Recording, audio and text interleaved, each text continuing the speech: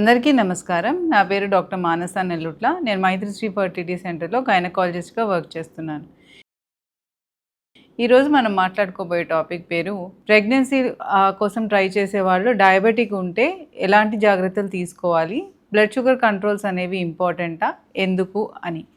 ఒకవేళ మీకు type 1 are type 2 diabetes ఉండి మీరు ఐవీఎఫ్ ద్వారా ప్రెగ్నెన్సీకి ట్రై చేస్తున్నారనుకోండి, మీ బ్లడ్ షుగర్స్ కంట్రోల్‌లో ఉండడం అనేది చాలా ఇంపార్టెంట్. హెచ్బీఏవన్సీ అట్లీస్ట్ 6.5 ఆర్ లెస్ ఉండాలి. లేకపోతే ఏమవుతుంది అంటే ఈ హై షుగర్స్ అనేవి రియాక్టివ్ ఆక్సిజన్ స్పీసీస్ని క్రియేట్ చేసి ఈ రియాక్టివ్ ఆక్సిజన్ స్పీసీస్ ఎగ్ క్వాలిటీని డ్యామేజ్ చేసి ఎగ్లో ఉన్న మైటోకాండ్రియాని డ్యామేజ్ చేయడం వల్ల ఊసైడ్ క్వాలిటీ అనేది తగ్గిపోతుంది అనమాట.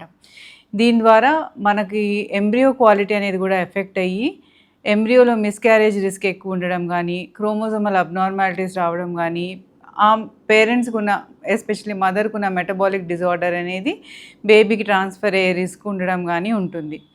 అలాగే ఒకవేళ హై హెచ్బీఏవన్సీతో ఎంబ్రియో ట్రాన్స్ఫర్ అనేది చేసుకున్నప్పుడు బేబీలో జెనెటిక్ ప్రాబ్లమ్స్ కంజెనిటల్ అనామలీస్ అంటారనమాట. అంటే బేబీ ఫార్మేషన్‌లో డిఫెక్ట్స్ ఉండడము, మిస్‌క్యారేజెస్ అయిపోయే రిస్క్ ఎక్కువ ఉండడము, ఆ తర్వాత ఇంకా డయాబెటీస్‌తో associated lot of problems like బేబీలో ఉమ్మనీరు ఎక్కువ ఉండడము, వెయిట్ ఎక్కువ ఉండడము, ఇలాంటి రిస్క్ ఫ్యాక్టర్స్ అన్నీ ఉంటాయి.